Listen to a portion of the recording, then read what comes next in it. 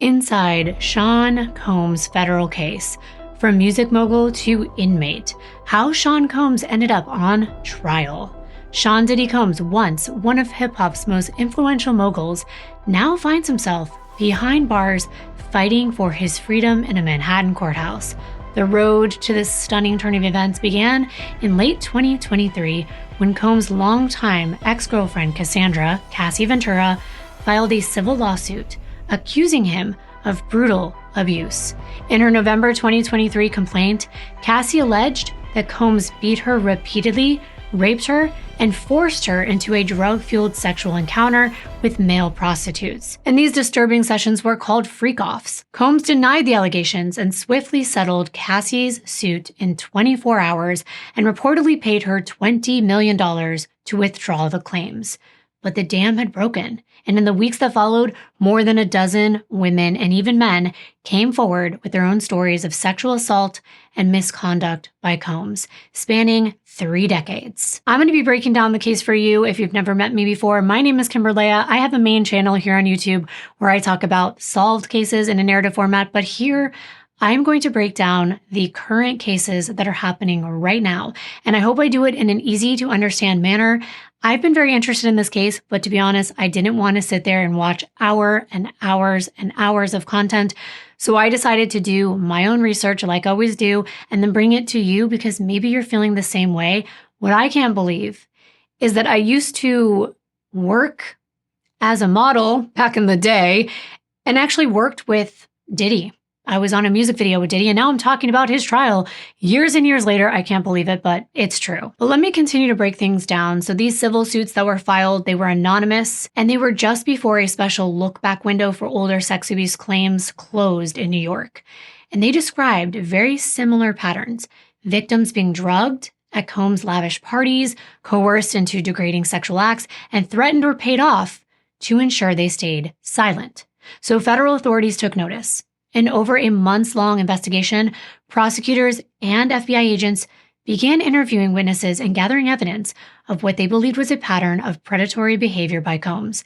And on September 16th of 2024, the music icon's world came crashing down. A federal grand jury indicted Combs in New York, and agents arrested him at a Manhattan hotel suite. And inside this room, agents discovered a trove of evidence. It was straight out of Cassie's account. Large stashes of illicit drugs, nearly 1,000 bottles of baby oil. I am sure that you've heard of that. All kinds of lubricants, $9,000 in cash, and special lighting equipment for setting a mood. Investigators say these were supplies for Combs' marathon freak-off orgies, and this indictment was unsealed on September 17th of 2024, and it painted him as the ringleader of a criminal sex trafficking enterprise that spanned over the course of at least 2 decades. It accused him of using his wealth, his fame, and network of employees to abuse, threaten, and coerce women into days-long drug-fueled sex parties, and then to cover up the crimes. Some of the allegations read like scenes from an actual nightmare. Combs allegedly kidnapped and confined victims for days to hide their injuries. He committed forced labor and even committed arson. For instance, Cassie, his ex, said that he once blew up rapper Kid Cudi's car after she tried to date Cudi. Combs surrendered and pleaded not guilty to all of the charges. But despite his voluntary cooperation initially, a judge ordered him detained without bail pending his trial. Now, prosecutors successfully argued that Combs was a flight risk and a danger. They revealed he had already tried to intervene with the investigation by contacting victims and feeding them false narratives.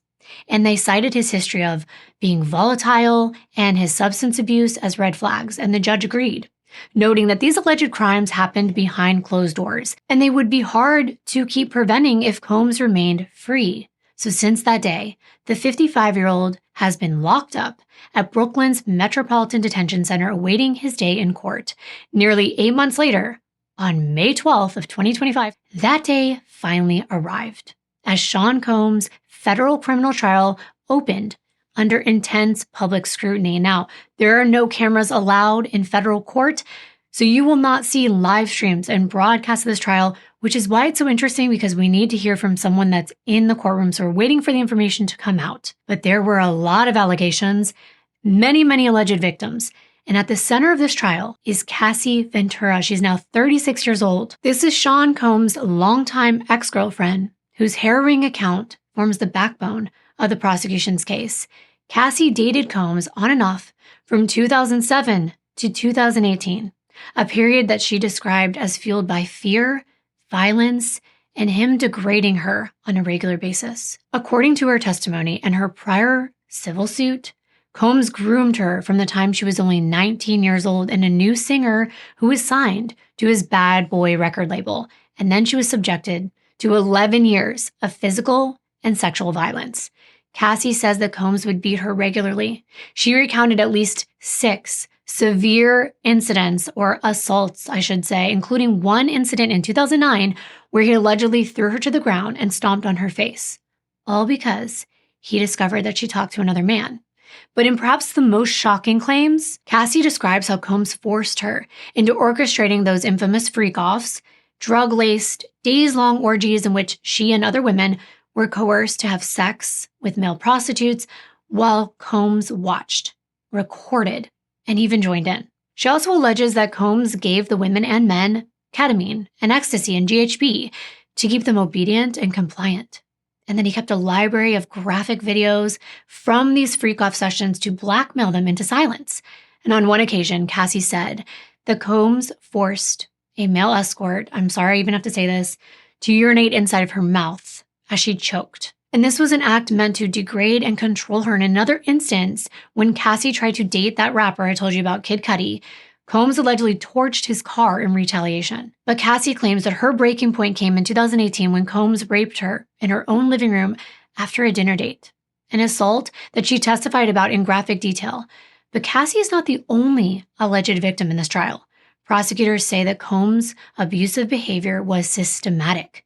He targeted multiple women and even men, as I explained, over many years as part of a single ongoing criminal enterprise. The federal indictment accuses Combs of victimizing women and others around him to satisfy his deviant demands and to protect his reputation. We'll get into that in just a moment. One of those other people is a former girlfriend from early 2020 who was identified in court only under the name Jane. It's a pseudonym. It's not her real name. It's for her privacy. And according to the prosecution, Jane met Combs in 2020, and she initially consented to his lifestyle until he pulled her into the same cycle of exploitation. She alleges that she hoped by indulging in Combs' sexual whims, it would strengthen the relationship, and instead, she endured the same pattern of coercion. Combs would even pay her rent to maintain financial control over her. And in one 2023 incident, prosecutors say that Combs kicked down multiple doors in Jane's home during an argument and forced her into a freak-off that very same night. And Jane is actually expected to testify at this trial, representing a more recent example of Combs' alleged abuse. So it wasn't just happening way back in 2007, like Cassie said, but it was still ongoing. Another key witness, though not a sexual victim herself, is Dawn Richard. This is a singer who worked closely with Combs, and Richard has her own pending lawsuit claiming that Combs fostered a toxic and abusive work environment. And she said that she personally witnessed Combs violently assaulting Cassie on multiple occasions.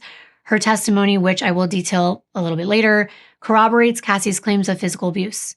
Beyond these, at least 11 civil suits have been filed against Combs since Cassie came forward, including claims by women dating back to 1991, who say that he drugged them and assaulted them. While those separate lawsuits are not part of this criminal proceeding, they do loom in the background as further evidence of a pattern that prosecutors argue is no coincidence, but rather a deliberate criminal operation. And that's why it matters so much. I mean, obviously all of this matters, but when we're talking about why it rises to the level it's at now, I will explain. But in short, we'll focus on a decades-long history of allegations that Sean Combs preyed upon numerous women, with the chief complaint obviously coming from Cassie herself, using violence, drugs, intimidation, and an entourage of enablers to facilitate his sexual exploitation of others.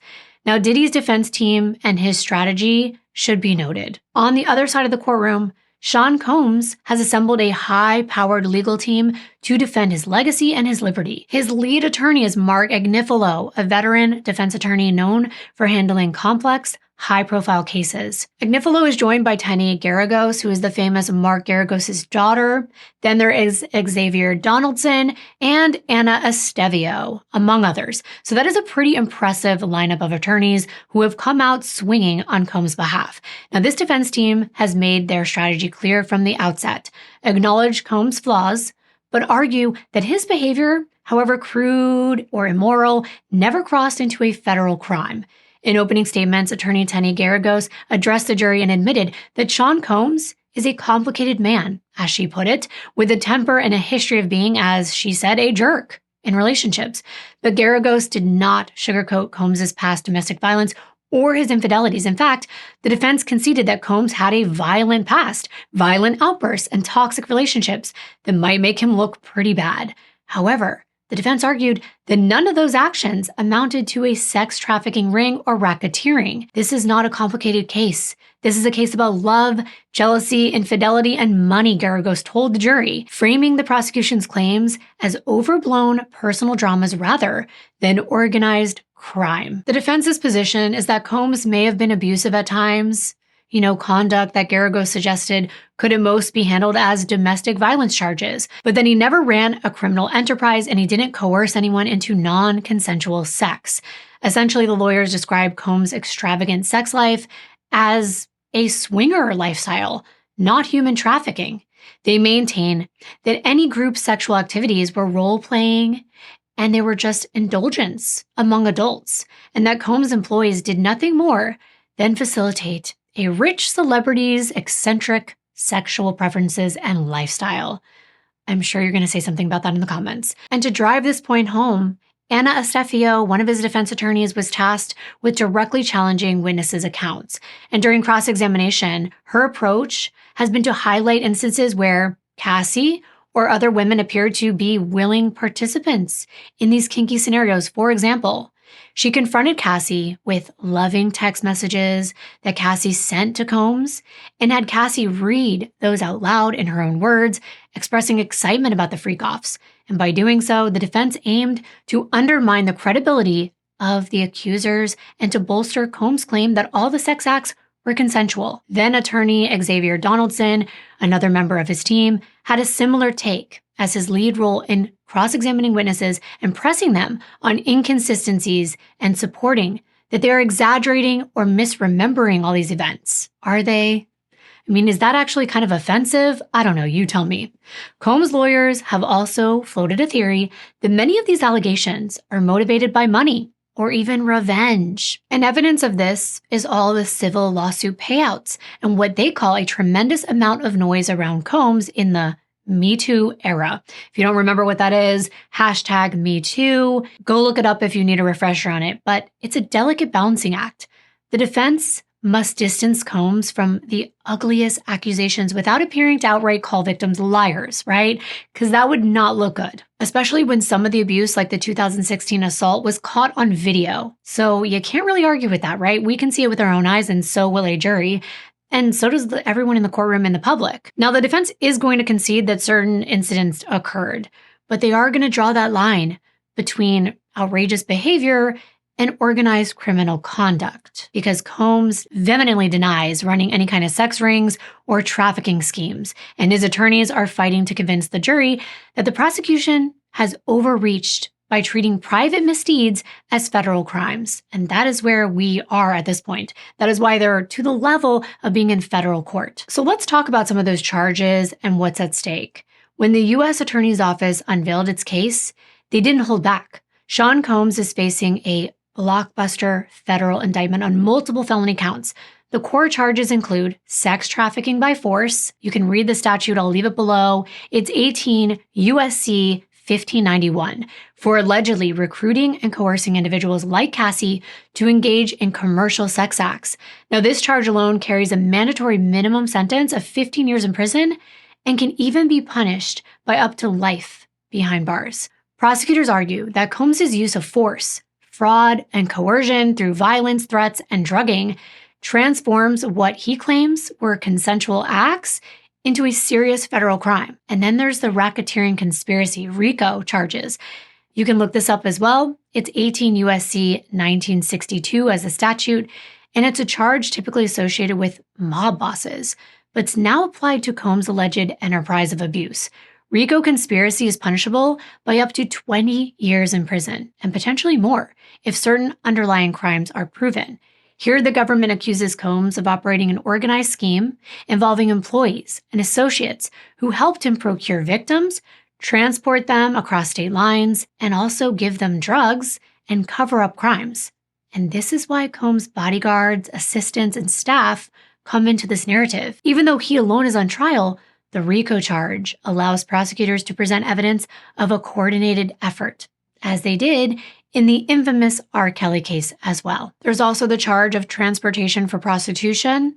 This is 18 U.S.C. 2421, for allegedly transporting individuals between states and arranging international travel for illicit sexual purposes. Each violation of the Mann Act, which is what it's called, can mean up to 10 years imprisonment. The indictment cites instances where Combs' team allegedly flew women to his locations, booked them luxury hotel suites, specifically to stage the freak-offs. And these encounters were moving victims and sex workers across state lines under coercion. And that is a federal crime that dates back to combating early 20th century trafficking. So in addition to these headline charges, the indictment details a litany of underlying offenses that are part of the alleged scheme, including kidnapping, forced labor, bribery, obstruction of justice, narcotics distribution, and even arson. Because I talked about how he torched somebody's car, allegedly. But another example that prosecutors brought up was that he bribed a security guard with $100,000 to obtain and destroy a surveillance tape of him assaulting Cassie in 2016, but it later resurfaced online anyway. They also accuse him of obstructing justice by pressuring witnesses to lie to investigators, and these acts serve as RICO predicate offenses. If convicted on all counts, Sean Combs, who I told you is 55 years old, faces a very real possibility of spending the rest of his life in prison. Even the minimum penalties are pretty high. A sex trafficking count ensures at least 15 years, and the combination of multiple counts could easily exceed several decades in prison. The stakes could not be higher for him. Beyond imprisonment, he could be subject to massive fines, forfeiture of his assets, and permanent destruction of a reputation that he spent almost a lifetime being able to build. Combs arrived at court knowing that everything is on the line, and both sides are treating this trial accordingly, with very high intensity. As for now, we are all watching and waiting as this high-profile trial continues to unfold one day at a time. But I hope I could give you a recap. I hope that was easy for you to understand what was going on. I did it as simply as I could because it is very complicated. Thank you so much for being here for this. If you do like these kind of videos, think about subscribing, hitting the notification bell so you don't miss out, and I will see you in my next video. Bye.